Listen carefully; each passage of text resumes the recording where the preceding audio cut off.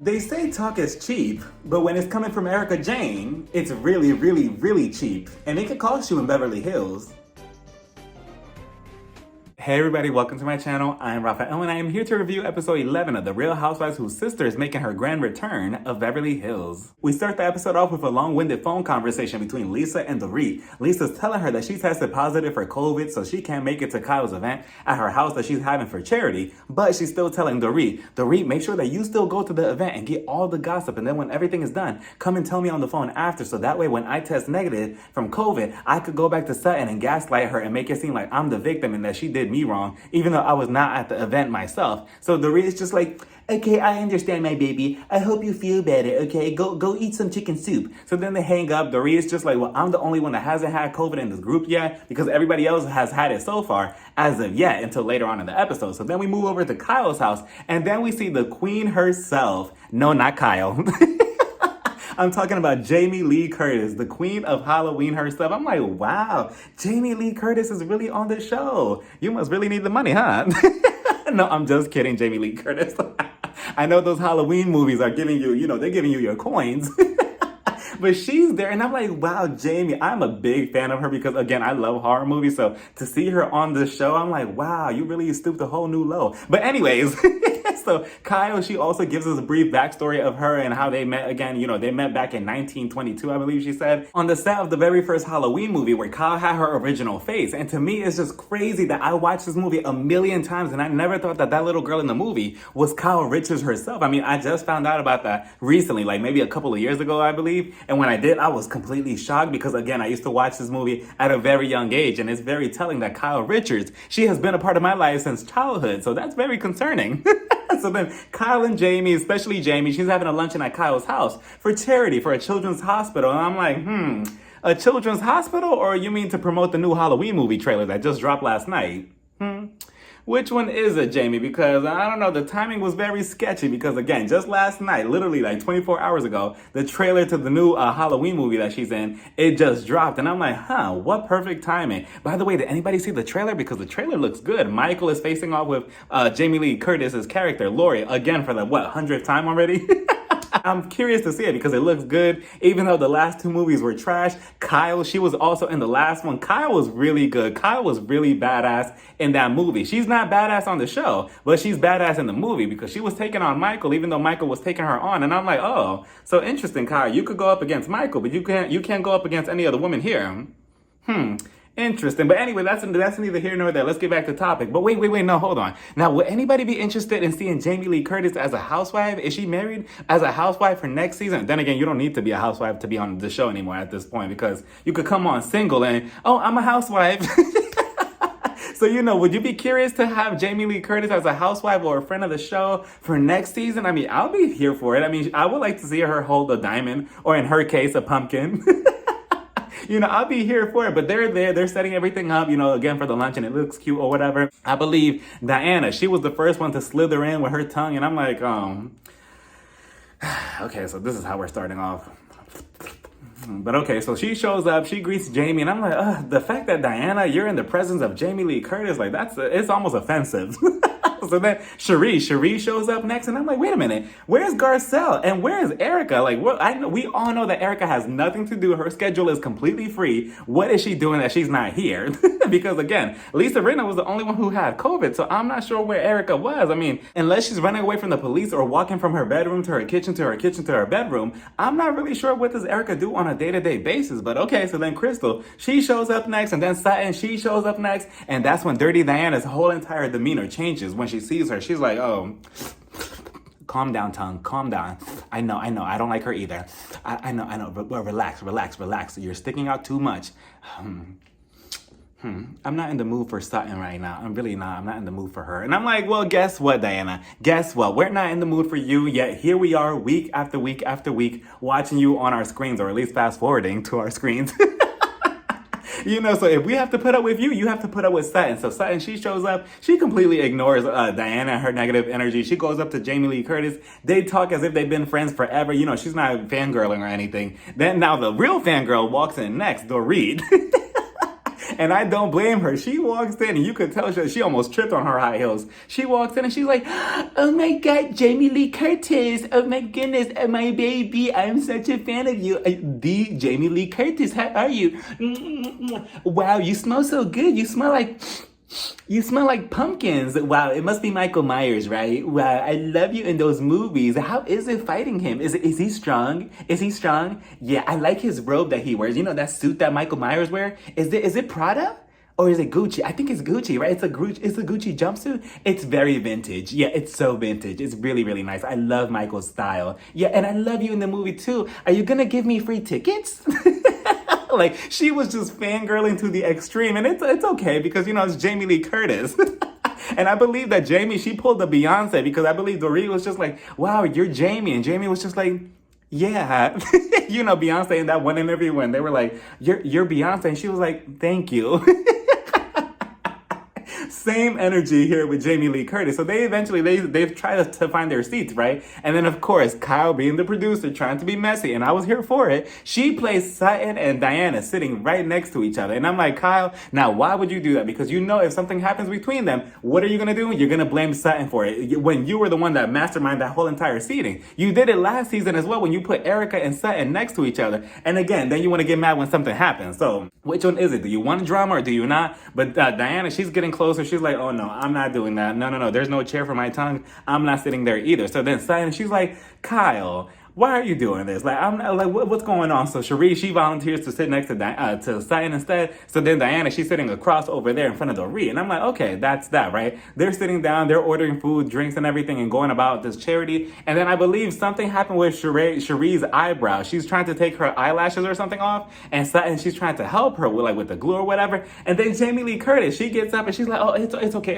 I'll do it. So she starts playing around with her eyelash or whatever. And it was cute. I mean, Jamie had a lot of chemistry with the whole entire cast, minus Diana. Diana, she's over there. Dorit, she's whispering to her, and she's like, my baby, I heard that you, no, I don't want anything. Yeah, I'll have 2 cocktails. I heard that you sat down with, what's her name? Sutton? You sat down with Sutton? How was that? Tell me all about it. And Diana's just like, and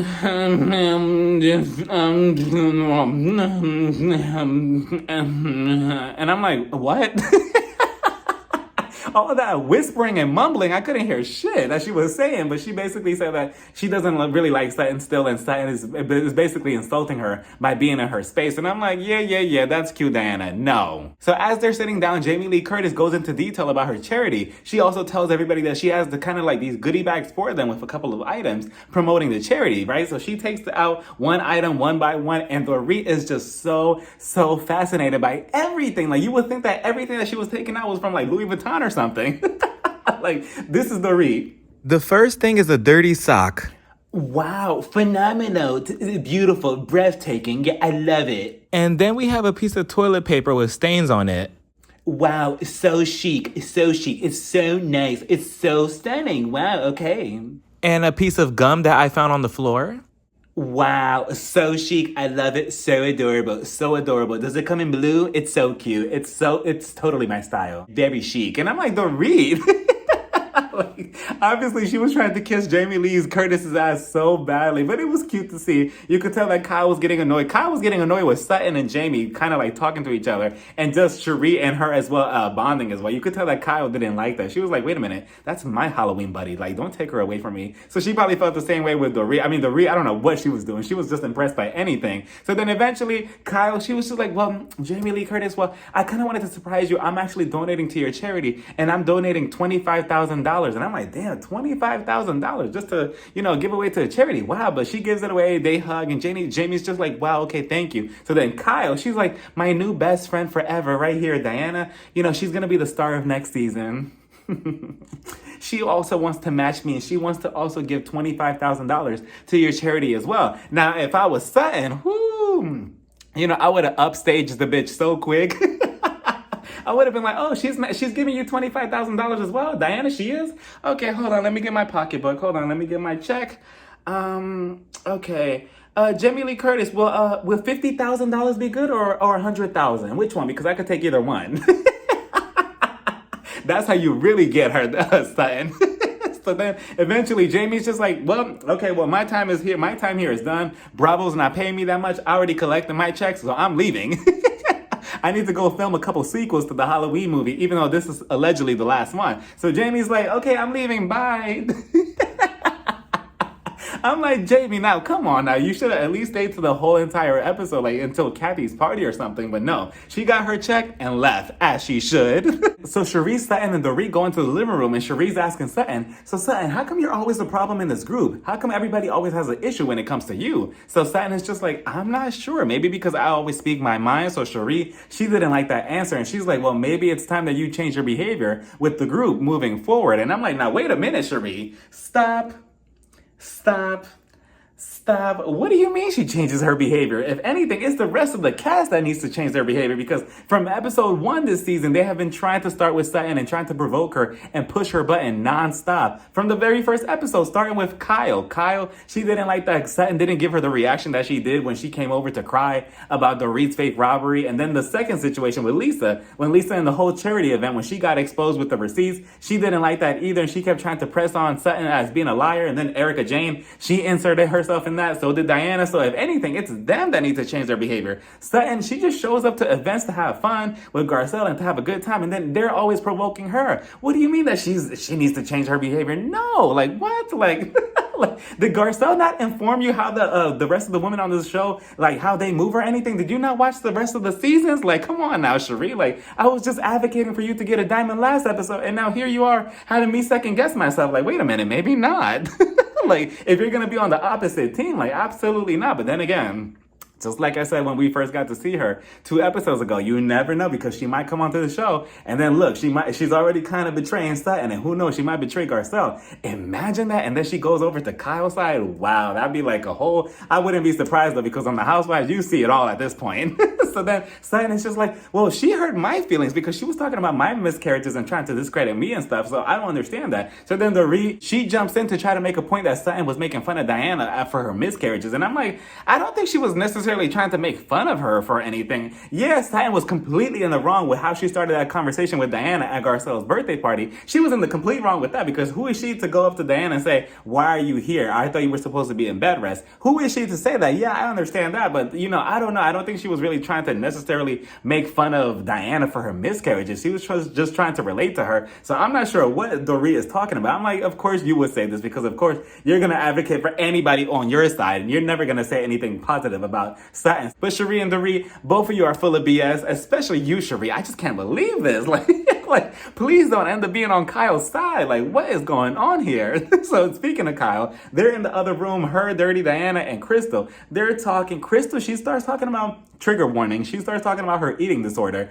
and how she's kind of not relapsing, but she's kind of, going through it again, because she was about to post a picture online of her and her family, but then she saw herself and she didn't like her body. And then one thing led to another, and then she kind of spiraled out of control. Kyle, she starts asking all these questions, and she's just like, oh, wait, so like when you binge, do you binge and then you just like, throw it all up or whatever? Like, how does it work? And Crystal is just feeling a little uncomfortable, and she's like, wow, you're asking a lot of questions. And then Kyle, typical Kyle Richards behavior, she makes it about herself, and she's like, oh, it's only because I know what it feels like, because I've been through the whole situation myself. I had an eating disorder myself. And I'm like, interesting that she makes this about herself, but let Sutton have been in the same room, and let Sutton have involved herself in the conversation, like saying, Kyle, I feel like what you're telling us about your eating disorder right now, I just feel like it's a bunch of bullshit. Like, did it really happen? I mean, you could have had it, but maybe not. I'm not sure. I mean, did you? I don't know. This is the first time that I'm hearing about it. Would she have been wrong for doing that, Kyle?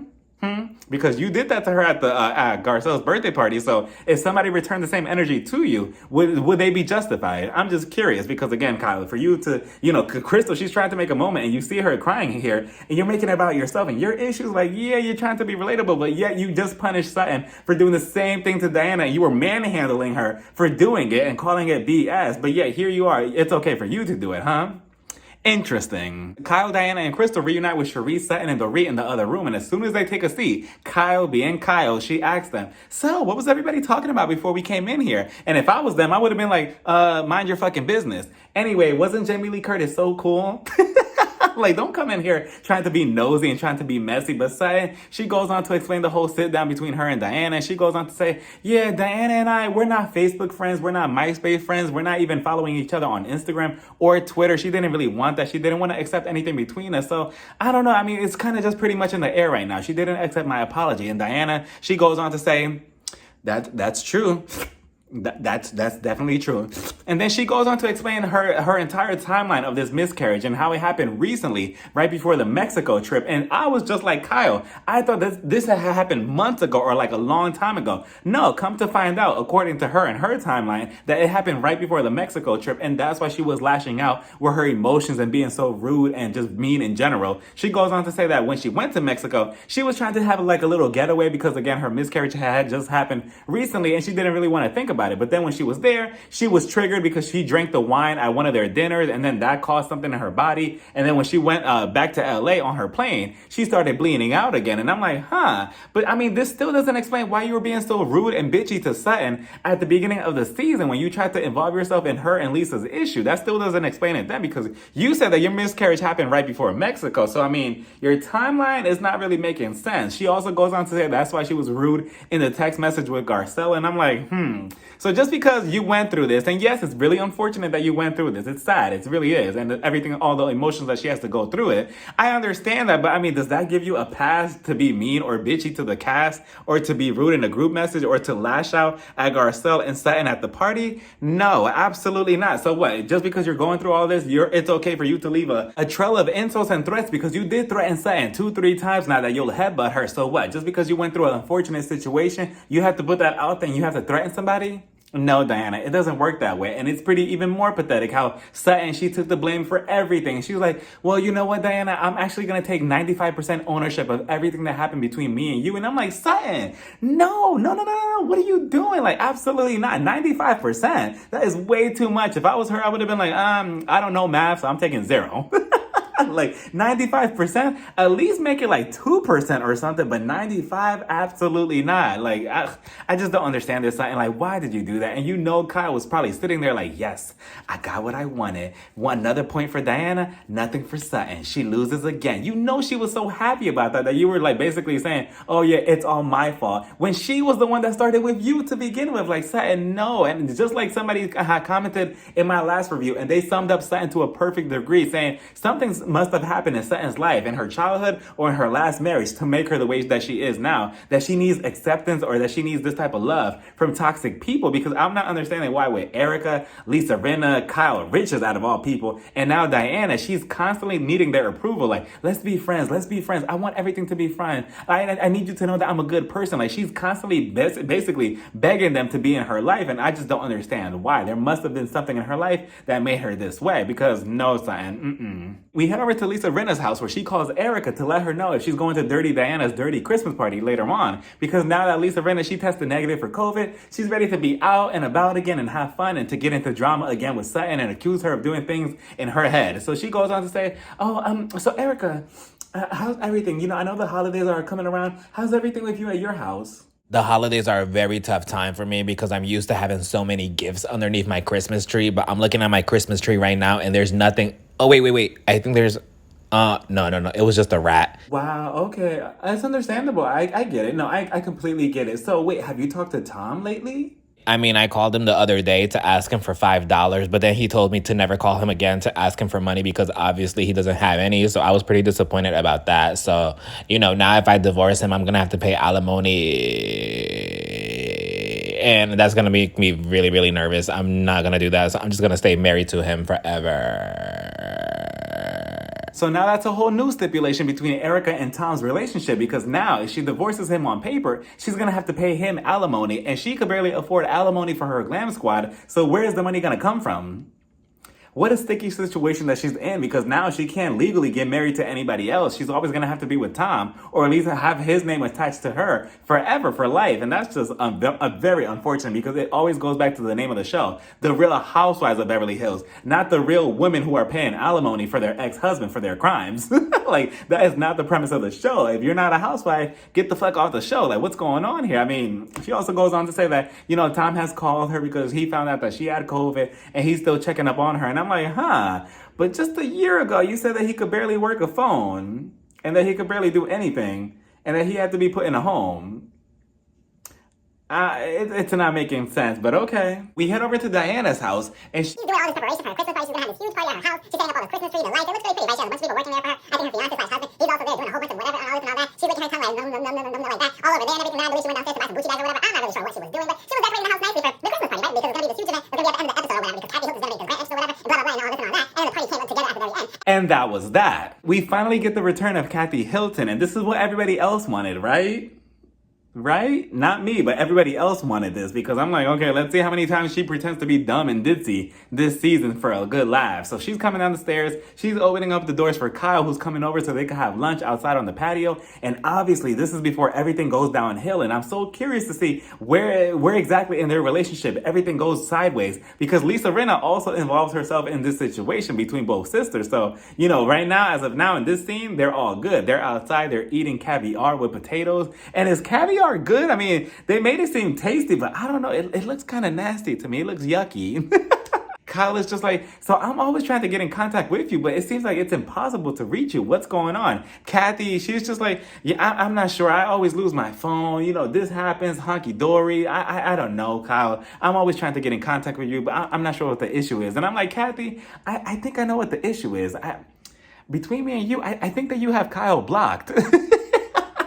I think you blocked her number on purpose, on accident. I'm not sure, but I think Kyle is blocked, and that's probably why you can't get in contact with her.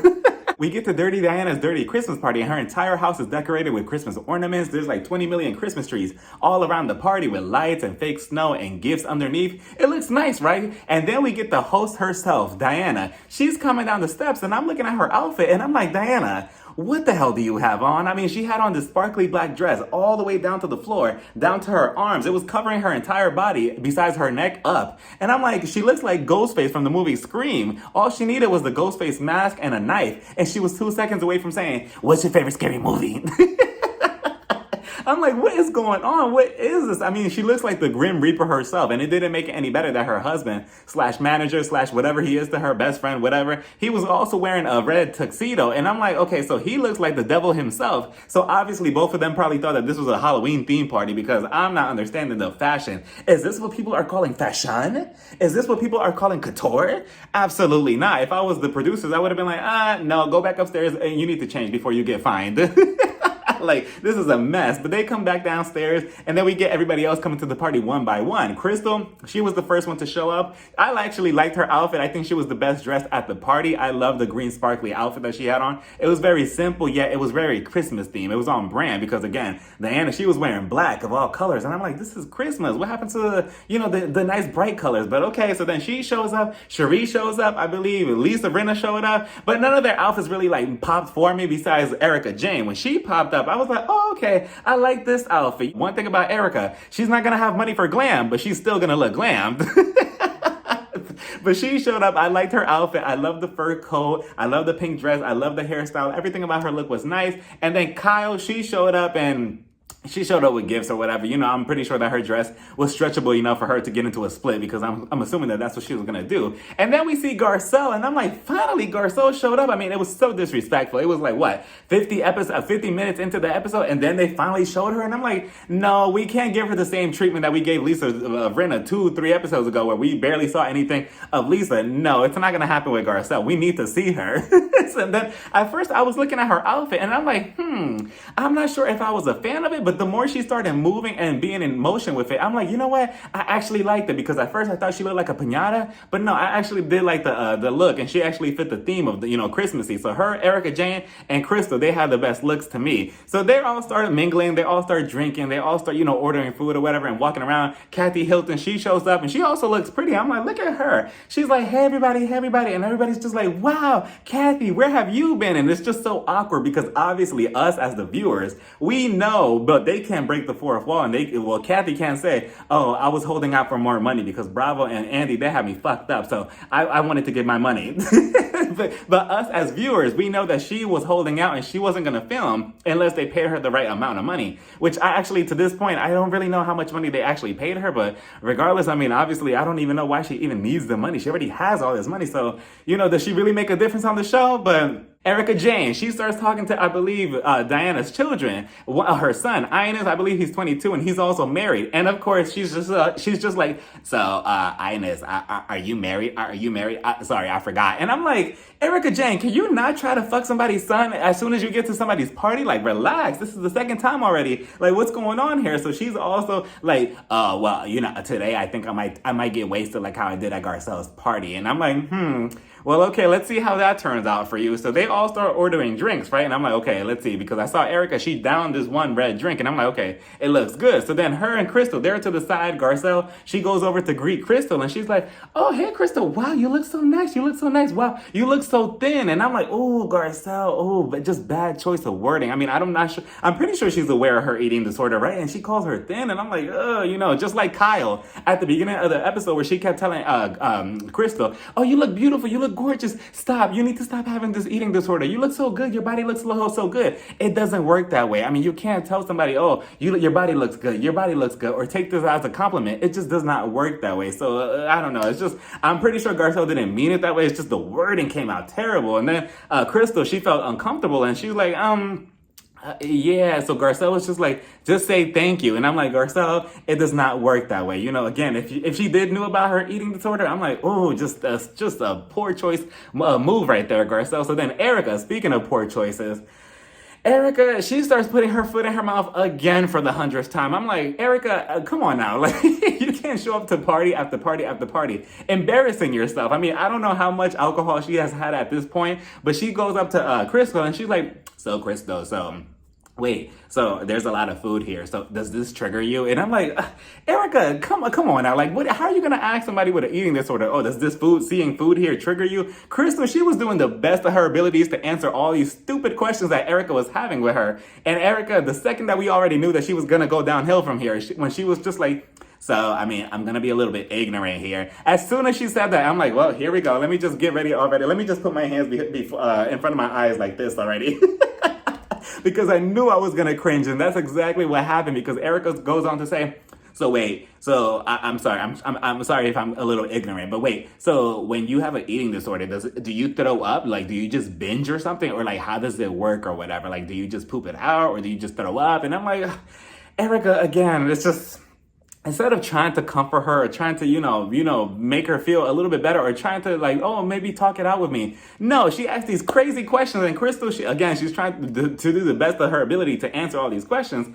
And she's like, Erica, yes, I eat and then I just throw it up when I feel overwhelmed. On top of that, she's like, so, Crystal, instead of throwing it up, honestly, I would rather poop it myself. And if I was you, I would take a laxative. And I'm like, a laxative, Erica? A laxative? Are you serious? A laxative? Even Garcelle was 2 seconds into the party and she was just frozen. She was just like, and she's just looking at Erica like, you cannot be serious right now. And in her confessional, she's like, well, Crystal has an eating disorder. You do not tell somebody with an eating disorder, oh, here's a laxative. It's going to make the food come out faster out of your system. You don't say that, Erica, as if it's a compliment or like, oh, let me help you out. Like, no, it's just, Erica just made a complete fool of herself at another party. And Erica, at this point, you can't even blame your behavior on the alcohol. I'm not sure if she was drunk in this moment, but again, just because you're drunk or you have alcohol in your system does not make it okay for you to act like a complete ass to people and to try to make them feel uncomfortable, because you did it at Garcelle's party. That was strike one, and now you're doing it here, strike two. And what? It was only one episode in between both episodes? Like, and who knows how worse her behavior is going to get onto next week's episode when the alcohol really kicks into her system. So then on top of that, catering, they come out with a bunch of food. Crystal is looking at it. So Erica, she sees that and she's like, no,